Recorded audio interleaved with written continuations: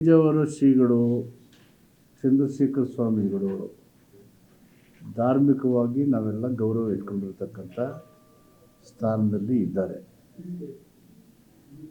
ಗೌರವ ಯಾಕೆ ಇಟ್ಕೊಂಡಿದ್ದೀವಿ ಅಂದರೆ ನಮ್ಮ ಸಂವಿಧಾನ ಪ್ರಿಯಂಬಲ್ಲಿ ನಮಗೆ ಘನತೆ ಗೌರವ ಸ್ಥಾನಮಾನ ಬೇಕು ಅಂತ ಹೇಳಿದ್ರಿಂದ it is the bounded duty of the every citizen to respect mutually and trust mutually.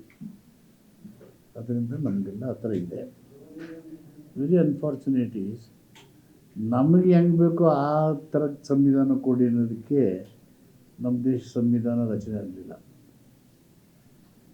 ಇವೆಲ್ಲವೂ ಕೂಡ ನಮ್ಮ ದೇಶದ ಸಾಮಾಜಿಕ ಸ್ಥಿತಿಗತಿಗಳು, ನಮ್ಮ ಚರಿತ್ರೆ, ನಮ್ಮ ಪರಂಪರೆ ಮತ್ತು ಬದುಕಿನ ಮೌಲ್ಯಗಳನ್ನು ಒಳಗೊಂಡು ರಚನೆಯಾಗಿರೋ ಜೊತೆಗೆ ಇಂಗ್ಲೆಂಡ್ನಲ್ಲಿ ದೊರೆಯ ವಿರುದ್ಧ 13ನೇ ಶತಮಾನದ ಹೋರಾಟ ಸರ್ವಾಧಿಕಾರಿ ಧೋರಣೆಯಿಂದ, ಅಮೆರಿಕದಲ್ಲಿ 18ನೇ ಶತಮಾನದಲ್ಲಿ ಹೋರಾಟ ಮತ್ತು ಅಬ್ರಹಂ ಲಿಂಕನ್ ಅವರು ಕರಿಯರು ಬಿಳಿಯರು ವ್ಯತ್ಯಾಸ ತೆಗೆದಕ್ಕೆ ಘೋಷಣೆ ಮಾಡಿದಂಥ ಜನರಿಂದ ಜನರಿಗೂ ಆದ ಇತಿಹಾಸ.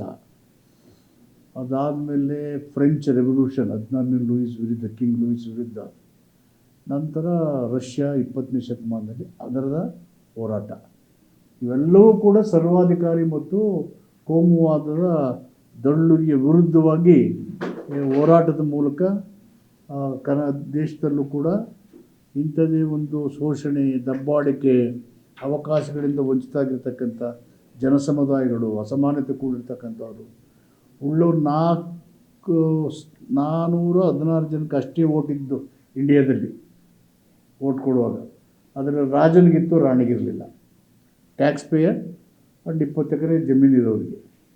ಬಾಬಾ ಸಾಹೇಬ್ ಅಂಬೇಡ್ಕರ್ ಅವರು ರೌಂಡ್ ಟೇಬಲ್ ಕಾನ್ಫರೆನ್ಸಲ್ಲಿ ವಾದ ಮಾಡಿ, ಅವರು ಆ ವಾದದಲ್ಲಿ ಅಂದಿನ ಸಂದರ್ಭದಲ್ಲಿ ಗಾಂಧೀಜಿಯವರು ಎಲ್ಲರೂ ಮುಗ್ಧರು ಗೊತ್ತಿಲ್ಲ, ಎಲ್ರಿಗೂ ಓಟ್ ಕೊಟ್ಟರೆ ಆಗಲ್ಲ ಅಂತಕ್ಕಂಥ ಅಭಿಪ್ರಾಯ ಹೊಂದಿರು, ವಿರೋಧ ಮಾಡಲಿಲ್ಲ ಅಭಿಪ್ರಾಯ. ಇದು ಸ್ವಲ್ಪ ಆದರೆ ಬಾಬಾ ಸಾಹೇಬ್ ಅಂಬೇಡ್ಕರ್ ವಾದನ ರೌಂಡ್ ಟೇಬಲ್ಲಿ ಬ್ರಿಟಿಷ್ ಸರ್ಕಾರ ಒಪ್ಪಿ ಎಲ್ರಿಗೂ ಓಟ್ ಕೊಡಬೇಕು ಅಂತ ತೀರ್ಮಾನ ಮಾಡಿ ಕೊಡಿಸಿರ್ತಂಥ 1 ವೋಟ್ 1 ವ್ಯಾಲ್ಯೂ. ಅದಾದಮೇಲೆ ಬಾಬಾ ಸಾಹೇಬ್ ಅಂಬೇಡ್ಕರ್ ಅವರು ತುಂಬ ಖುಷಿಪಟ್ಟು ಎಲ್ಲರಿಗೂ ಮತದಾನದ ಹಕ್ಕು ಸಿಕ್ತು, ಪ್ರಜಾಪ್ರಭುತ್ವ ಜಾರಿಯಾಗೋದಕ್ಕೆ ಒಳ್ಳೆಯ ಅವಕಾಶ ಆಯಿತು. ಇಲ್ಲಿ ತನಕ ರಾಜ ಅರಮನೆಯಲ್ಲಿ ಹುಡ್ತಿದ್ದ, ಇನ್ನು ಮುಂದೆ ಮತಗಟ್ಟೆಯಲ್ಲಿ ಹುಡ್ತಾನೆ ಅಂತ ಸಂತೋಷದಿಂದ ಹೇಳಿದರು.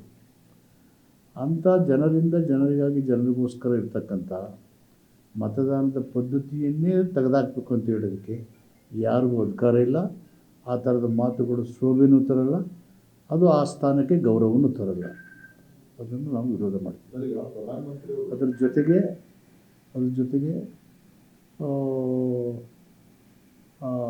RSS ಜನಸಂಘ ಭಾರತದ ಸಂವಿಧಾನ ಒಪ್ಕೊಳ್ಳಿಕ್ಕೆ ಸಿದ್ಧ ಇರಲಿಲ್ಲ.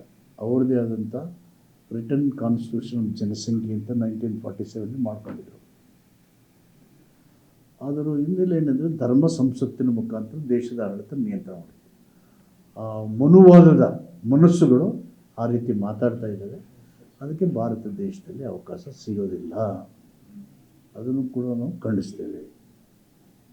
ಈಗ ಪ್ರಧಾನಮಂತ್ರಿಗಳು ಸಂವಿಧಾನ ದೇಶಕ್ಕೆ ದಾರಿದೀಪ ಅಂತ ನಿನ್ನೆಲ್ಲ ಬಳಸಿದ್ದಾರೆ, ಅದನ್ನ ಕೈ ಮುಗಿದ್ದಾರೆ. ಪ್ರಧಾನಮಂತ್ರಿಗಳು ಆಗನ್ನುವಾಗ ಪಕ್ಷದವರು ಮತ್ತು ಸ್ವಾಮೀಜಿಗಳು ಪದೇ ಪದೇ ಯಾಕೆ ಈ ಥರದ ಸ್ಟೇಟ್ಮೆಂಟ್ ಹೇಳಿ ಗೊಂದಲ ಮೂಡಿಸ್ತಾರೆ? ಇದು ಅಗತ್ಯ ಇದೆಯಾ? ಯಾಕೆ ಇದರಿಂದ ಬೇರೆ ನಾನು ವೆರಿ ಕ್ಲಿಯರಾಗಿ ಹೇಳಿದ್ದೀನಿ. 1947ನಲ್ಲಿ RSS ಅಂದಿನ ಜನಸಂಘ ಭಾರತದ ಸಂವಿಧಾನವನ್ನು ಒಪ್ಪಿಕೊಳ್ಳಿಕ್ಕೆ ಸಿದ್ಧ ಇರಲಿಲ್ಲ. ರಿಟರ್ನ್ ಕಾನ್ಸ್ಟಿಟ್ಯೂಷನ್ ಆಫ್ ಜನಸಂಘೆ ಅಂತ ಅವರೇ ತಯಾರು ಮಾಡ್ಕೊಂಡು, ಅದು ಧರ್ಮ ಸಂಸತ್ತಿನ ಮುಖಾಂತರ ಭಾರತದ ಆಡಳಿತ ವ್ಯವಸ್ಥೆನ ಜನರನ್ನು ನಿಯಂತ್ರಣ ಮಾಡೋ ಉದ್ದೇಶ ಇತ್ತು. ಆ ಮನಸ್ಸುಗಳು ಸುಪ್ತವಾಗಿದ್ದು ಸ್ವಲ್ಪ ಈಗ ಈಚೀಚೆ ಬರ್ತಾ ಇದ್ದಾವೆ. ಅದಕ್ಕೆ ಭಾರತ ದೇಶದಲ್ಲಿ ಅವಕಾಶ ಇಲ್ಲ. 75 ವರ್ಷ ಆಯಿತು ಈಗ ಸಂವಿಧಾನ ಬಂದು. ಅವರು 100 ವರ್ಷದಲ್ಲಿ ಭಾರತವನ್ನು ಹಿಂದೂ ರಾಷ್ಟ್ರ ಮಾಡಬೇಕು ಅಂತ ಕಲ್ಪನೆ ಇಟ್ಕೊಂಡಿದ್ದಾರೆ. ಅದು ನಡೆಯೋದಿಲ್ಲ. ಭಾರತ ಬಹುತ್ವದ ರಾಷ್ಟ್ರ. ಸರ್, ಈಗ ಸಂಪುಟ ಪುನಾರಚನೆ ಅನ್ನೋದ್ರ ವಿಚಾರದಲ್ಲಿ ಸಾಕಷ್ಟು ಚರ್ಚೆ ಆಗ್ತದೆ. ನಿನ್ನೆ DK ಶಿವಕುಮಾರ್ ಅವರು ಮಾತಾಡೋದು, ಕೆಲವು ಸಚಿವರಿಗೆಲ್ಲ ನಾವು ಸೂಚನೆಯನ್ನು ಕೊಟ್ಟಿದ್ದೀವಿ, ಅದರ ಹಂಚಿಕೆ ಆ ರೀತಿ ಏನಾಗಿದೆಯಾ ಸರ್? ಸಚಿವ ಸಂಪುಟದ ಪುನರ್ರಚನೆ ನನ್ನ ವ್ಯಾಪ್ತಿಯಲ್ಲೂ ಬರೋ ವಿಷಯ ಅಲ್ಲ. ಅದು ಹೈಕಮಾಂಡು ಪಕ್ಷದ ಅಧ್ಯಕ್ಷರು ಮುಖ್ಯಮಂತ್ರಿಗಳ ವ್ಯಾಪ್ತಿಗೆ ಬರೋದು. ಅವರೆಲ್ಲ ಸೇರಿ ಏನು ಚರ್ಚೆ ಮಾಡಿದ್ದಾರೆ ಅಂತ ಯಾರಿಗೂ ಹೇಳಲ್ಲ. ಹೈಕಮಾಂಡು ಅದನ್ನು ನಿರ್ಧಾರ ಮಾಡುತ್ತೆ. ಸದ್ಯಕ್ಕೆ ಆ ವಿಷಯ ಯಾವ ವಿಷಯವೂ ಯಾರ ಮುಂದೆನೂ ಇಲ್ಲ. ಕೆಪಿಸಿಸಿ ಅಧ್ಯಕ್ಷ ಸ್ಥಾನದ್ದು ಚರ್ಚೆ ಆಗ್ತಿದೆ ಸರ್. ಒಂದಷ್ಟು ಹಿರಿಯ ಸಚಿವರೆಲ್ಲರೂ ಕೂಡ ಅದಕ್ಕೆ ಒಲವು ವ್ಯಕ್ತಪಡಿಸಿದ್ದಾರೆ. ನಿಮಗೇನಾದರೂ ಆ ಸ್ಥಾನದ ಬಗ್ಗೆ ಆಸೆ ಆಕಾಂಕ್ಷೆ ಏನಾಗಿದೆ? ನನಗೆ ನಿಮ್ಮ ಜೊತೆಲಿ ಮಾತಾಡೋದು, ಜನಗಳ ಜೊತೆಲಿ ಮಾತಾಡೋದು, ಆಡಳಿತ ಮಾಡಿದ್ಬಿಟ್ರೆ ಇನ್ನು ಯಾವ ವಿಷಯ ನನ್ನ ಮುಂದೆ ಇಲ್ಲ. ಡಿ ಕೆ ಶಿವಕುಮಾರ್ ಅವರು ಹೇಳಿದ್ದಾರೆ ಸರ್, 2 ವರ್ಷ ಆದಮೇಲೆ ಸಚಿವ ಸ್ಥಾನ ಬಿಟ್ಕೊಡ್ಬೇಕು ಅಂತ ನಾವು ಡೈರೆಕ್ಷನ್ ಕೊಟ್ಟಿದ್ವಿ ಎಲ್ರಿಗೂ ಅಂತ ಹೇಳಿದ್ದಾರೆ. ಅದು ನನಗೆ ಗೊತ್ತಿಲ್ಲ. ಅಧ್ಯಕ್ಷರು ಏನು ಯಾವ ಇನ್ನೇ ಹೇಳಿದ್ರು ಅವರೇ ಬೆಟರ್ ಪರ್ಸನ್ ಟು ಆನ್ಸರ್. ಹಿರಿಯ ನಾಯಕರು ನಿಮ್ಮಂತವರೇ ಅವಕಾಶ ಕೊಡ್ಬೇಕಲ್ಲ ಸರ್ ಹೊಸಬರಿಗೆ. ಪಕ್ಷ ಏನು ಮಾಡಬೇಕು ಅಂತ ಯಾವಾಗ ಹೇಳುತ್ತೆ ಅದು ಪಕ್ಷದ ಆದೇಶದಂತೆ ನಡೀತದೆ. ಸದ್ಯಕ್ಕೆ ಆ ಥರದ್ದು ಯಾವ ಇಲ್ಲ. ಒಂದು ಕೋರ್ಟ್ ಮಾಡಿದ್ರು, ಗ್ರಾಮ ಪಂಚಾಯತಿ ಅಧ್ಯಕ್ಷರನ್ನೇ ಈಗ ಇಳಿರಿ ಅಂತ ಹೇಳಿದ್ರು, ಕಷ್ಟ ಆಗೋಗ್ಬಿಟ್ಟಿದೆ. ಹಾಗಾಗಿ ನಮ್ಮವೆಲ್ಲ ಸೋನಿಯಾ ಗಾಂಧಿ ಅವ್ರ ಥರ ತ್ಯಾಗದ ಮನೋಭಾವ ಇಟ್ಕೊಡ್ಬೇಕು. Congress is known for sacrifice. Indira Gandhi, Rajiv Gandhi, Sonia ಗಾಂಧಿಯವರು ಇವರು ತ್ಯಾಗದ ಸಂಕೇತವಾಗಿದ್ದಾರೆ ಅಂತ ಉಲ್ಲೇಖ ಮಾಡಿದರು. ನಮ್ಮ ಸಚಿವರುಗಳು ಆ ಥರ ತ್ಯಾಗದ ಸಂಕೇತ ಆಗಬೇಕು ಅಂತ ಬಯಸ್ತಾ ಇದ್ದಾರೆ ಡಿ ಸಿ ಎಂ. ತ್ಯಾಗಕ್ಕಿಂತ ದೊಡ್ಡ ಇದು ಯಾವುದಿದೆ?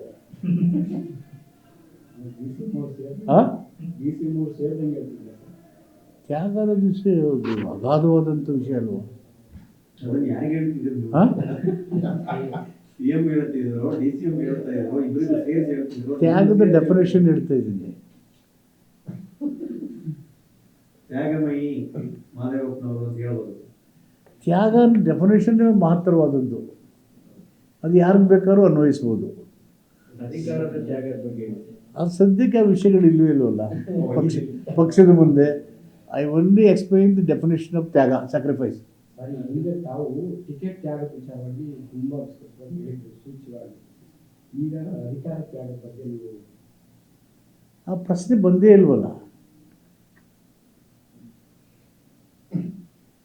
ಆ ಪ್ರಶ್ನೆ ಬಂದಿಲ್ವಲ್ಲ. ಈಗ ಅಸೆಂಬ್ಲಿ ಬರ್ತಾ ಇದೆ.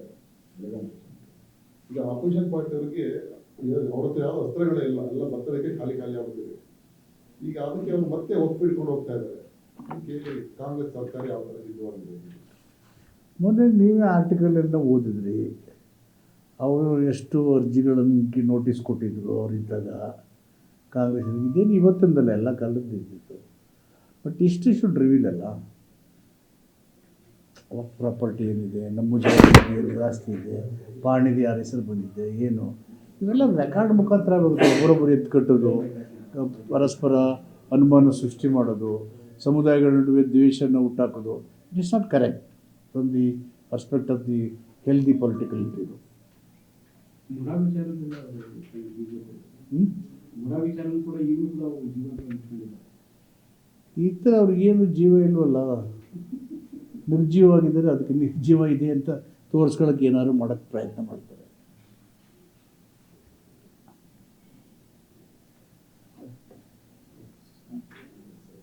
ಅಷ್ಟೇ ಅಲ್ಲ ಸರ್. ಜರ್ನಲಿಸ್ಟ್ ಈ ಕೊಡಿ. JDS ಅವರು ಯಾರಾದರೂ ಶಾಸಕರ ಸಂಪರ್ಕದಲ್ಲಿದ್ದಾರೆ ತಮ್ಮ ಸಂಪರ್ಕ? ಯಾಕಂದ್ರೆ ನೀವು ಕೂಡ JDS ಇಂದನೇ ನಿಮ್ಮ JDS ಕಟ್ಟಿರೋರು ಇದಾದವರಲ್ಲ. ಅಲ್ಲ ಮೈಸೆಲ್, ಸಿದ್ದರಾಮಯ್ಯ, ದೇವೇಗೌಡರು ಸ್ಟ್ರಾಂಗ್ ಪಿಲ್ಲರ್ಸ್, ಮತ್ತು ನಮ್ಮ ಇಬ್ರಾಹಿಂ ಅವರು, ಜಾರಕಿಹೊಳಿ ಅವರ ಸ್ಟ್ರಾಂಗ್ ಪಿಲ್ಲರ್ಸ್ JDS ದೆನ್. ಹಾಗಾಗಿ ಈಗ ಸಂಪರ್ಕದಲ್ಲಿದ್ದಾರೆ. ಯಾರಾದರೂ ಕಾಂಗ್ರೆಸ್ ಬರ್ತಾರೆ ಹೇಗೆ ಸರ್? ಕಾಂಗ್ರೆಸ್ಸಿಗೆ ಬರ್ತಾರೋ ಬರೋರೋ ಅದು ಗೊತ್ತಿಲ್ಲ. ಸ್ನೇಹಮಯವಾಗಂತೂ ಇದ್ದೇ ಇದ್ದೀವಿ, ಸ್ನೇಹದಿಂದ ಇದ್ದೇ ಇದ್ದೀವಿ. ನಾವು ಯೋಗೇಶ್ವರ ಅವರು ಹೇಳಿದ್ರು, ನನಗೆ ಟಾಸ್ಕ್ ಕೊಟ್ಟರೆ 1 ತಿಂಗಳಲ್ಲಿ JDS ಶಾಸಕರನ್ನು ಕರ್ಕೊಂಡ್ಬರ್ತೀನಿ ಕಾಂಗ್ರೆಸ್ ಅಂತ ಹೇಳಿ. ಅದು ಯೋಗೇಶ್ವರ್ ಭೇಟಿಯಾಗಲಿ ಇನ್ನೂ ನನಗೆ.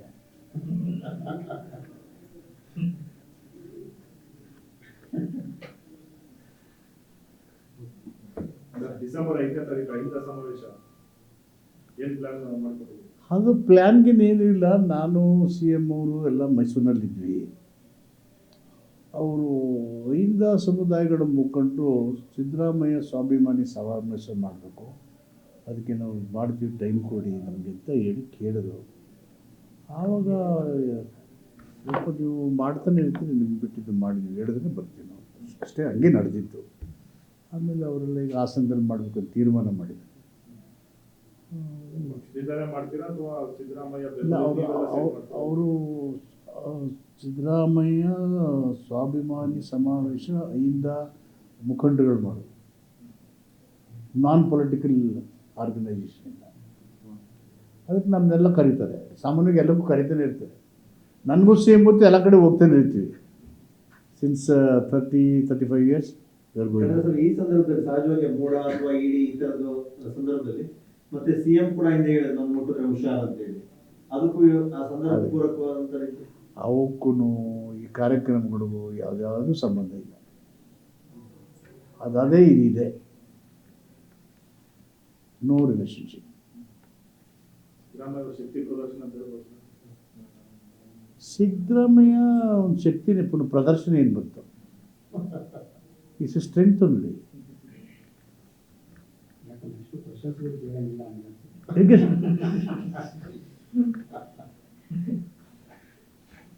Party sir, party part of ಇದು ಅಥವಾ ಪಾರ್ಟಿಯಿಂದ ಏನಾದ್ರೂ ಜೊತೆಗೆ ಪಾರ್ಟಿ ಅಲಯನ್ಸ್ ಆಗಿ ಮಾಡಿ ಅಂತ ಡೈರೆಕ್ಷನ್ಸ್ ಇದೆಯಾ? ಹಿಂದೆ ಒಂದ್ಸರಿ ಇಲ್ಲ ಇದ್ದು ಅವ್ರು ಮಾಡ್ತಾನೆ ಇರ್ತಿಲ್ಲ, ಬೇಕಾದಷ್ಟು ಸಭೆ ಕಾರ್ಯಕ್ರಮಗಳನ್ನ ಮಾಡ್ತಾ ಇರ್ತೀವಿ. Party I don't think any movement ಚಳುವಳಿ ಮಾಡೋಕ್ಕೆ ಪಾರ್ಟಿ ಯಾವತ್ತೂ ಬೇಡ ಅಂತ ಹೇಳಲ್ಲ. Congress itself is a movement. Congress itself is a movement. ಹೀಗಾಗಿ I don't think they will come in the. ಚಳುವಳಿ ಮಾಡೋರಿಗೆ ಬೆಂಬಲ ಇದ್ದೇ ಇರ್ತದಲ್ಲ. ಜನಪರವಾದಂಥ ವಿಚಾರಗಳು, ಹೋರಾಟಗಳಿಗೆ ಕಾಂಗ್ರೆಸ್ಸು ಹೋರಾಟದ ಮುಖಾಂತರ ಸ್ವಾತಂತ್ರ್ಯ ತಂದುಕೊಟ್ಟಿರೋದಲ್ವಾ. ಬಜೆಟ್ ನಂತರ ಏನೋ ಬದಲಾವಣೆಗಳಂತಲ್ಲ ಸರ್, ಹೊಸ ಸಿಎಂ ನಾವು ಕೂಡ ನಾಯಕರೆಲ್ಲ ಮೀಟಿಂಗ್ ಮಾಡ್ತಾ ಇದ್ವಿ, ಜಾಸ್ತಿ ಮಾಡ್ತಾ ಇದ್ದಾರೆ. ಅಲ್ಲ ನೀವೆಲ್ಲ ಮಾಡ್ತಾ ಇದ್ರಲ್ಲ ಸರ್ ಮುಂಚೆ? ಇಲ್ಲ, ಮೀಟಿಂಗ್ ನಮ್ಮ ಮನೆ ಇಲ್ಲಿ, ಅವ್ರ ಮನೆ ಅಲ್ಲಿ. ಈ ಕಡೆ ಬಂದರೆ ಇಲ್ಲಿ ಊಟ ಮಾಡ್ತೀವಿ, ಆ ಕಡೆ ಹೋದ್ರೆ ಅಲ್ಲಿ ಊಟ ಮಾಡ್ತೀವಿ. ಪದೇ ಪದೇ ತಿಂಡಿ ತಿಂತಿದ್ರಲ್ಲ ಒಟ್ಟಿಗೆ. ಅವು ಈಗಲೂ ಮಾಡ್ತೀವಿ, ಆಗಲೂ ಮಾಡ್ತೀವಿ. ಪರಮೇಶ್ವರ್ ಅಲ್ಲಿಂದ ಬರ್ತಾ ಇದ್ರು ಬೇರೆ ಸದಾಶಿವನಗರದಿಂದ. ಅವ್ರು ಬಂದು ಮೊನ್ನೆನೂ ಬಂದಿದ್ರು.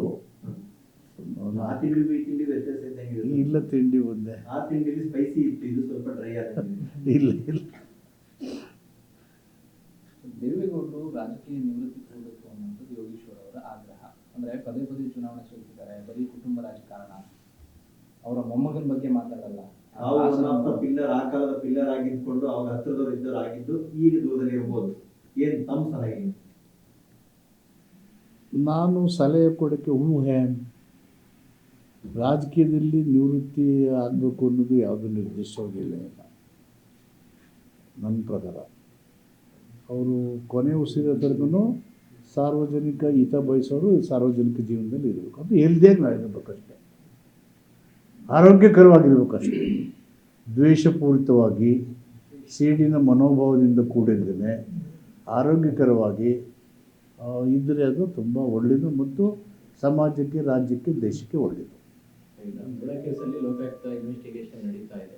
ಇದ್ರ ನಡುವೆ ದೇವರಾಜ್ ಅವರ ಅಣ್ಣನ ಮಗಳು ಅವ್ರು ನನ್ನ ಜಮೀನು ನಮ್ಮದು ಇದು ನಮ್ಮ ಮೋಸ ಮಾಡಿಕೊಂಡು CM ಫ್ಯಾಮಿಲಿಗೆ ಮಾಡಿದಂತೆ ಇವಾಗ ಕೋರ್ಟ್ ಈಗ ಅಪ್ಲಿಕೇಶನ್ ಹಾಕೊಂಡಿದ್ರು. ನಿಮ್ಗೆ ಇದೇನು ಪ್ರೊವೊಕೇಟೆಡ್ application ಅನ್ಸುತ್ತೋ?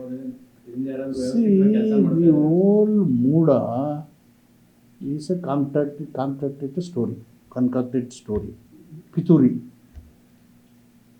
What is the role of CM? ಅವ್ರ 3 ಎಕರೆ 14 ಗುಂಟೆ ಜಮೀನಿತ್ತು. ಆ ಜಮೀನು ಹೋಗಿರೋದಕ್ಕೆ ಪರ್ಯಾಯ ಕೊಡಿ ಅಂತ ಅಷ್ಟೇ ಸಬ್ಜೆಕ್ಟು. ಬೇರೆ ಏನೂ ಆಗಲಿಲ್ಲ. ಬೇರೆ ಬೇರೆ ವಿಷಯಗಳನ್ನು ತಗೊಂಡು ಇದಕ್ಕೆ ತಗಲಾಕಿ ಮಾಡೋದು ಪಿತೂರಿ ಅಲ್ವಾ? It is not a conspiracy, political conspiracy. ಸಿದ್ದರಾಮಯ್ಯನ ಇಮೇಜ್ಗೆ ಮಸಿ ಬಳಿದು ವ್ಯಕ್ತಿತ್ವ ಹಾಳು ಮಾಡಿ ಅಧಿಕಾರದಿಂದ ಡಿಸ್ಚಾರ್ಜ್ ಮಾಡುವಂಥ ರಾಜಕೀಯ ಪಿತೂರಿ ಬಿಟ್ಟರೆ ಇಲ್ಲಿ ಏನೂ ಕಾಣೋದಿಲ್ಲ. ಈಗ ಅವ್ರ ಫ್ಯಾಮಿಲಿ ಅವ್ರ ಜಮೀನು ನಮ್ಮದು ಅಂತ ಮೂಲ ಜಮೀನು ಹಕ್ಕಿಗೆ ಕ್ಲೈಮ್ ಮಾಡ್ಕೊಂಡು ಕೊಡ್ಬೋದು. ನ್ಯಾಚುರಲಿ ಇವರೆಲ್ಲ ಈಗ ಪಿತೂರಿ ಮಾಡ್ತಿದ್ರೆ ಕೂತಿರೋರು ನಿಂತರೆ ಎಲ್ಲರೂ ಎಬ್ಬರಿಸೋ ಕೆಲಸ ನಡೀತಾ ಇದೆಯಲ್ವ? ಕೂತಿರೋರು ನಿಂತಿದ್ದಾರೆ, ಇಲ್ಲಿ ಇಲ್ದಿದ್ದವರೆಲ್ಲ ಉತ್ಪತ್ತಿ ಆಗ್ತಾ ಇದ್ದಾರೆ. What does it speaks?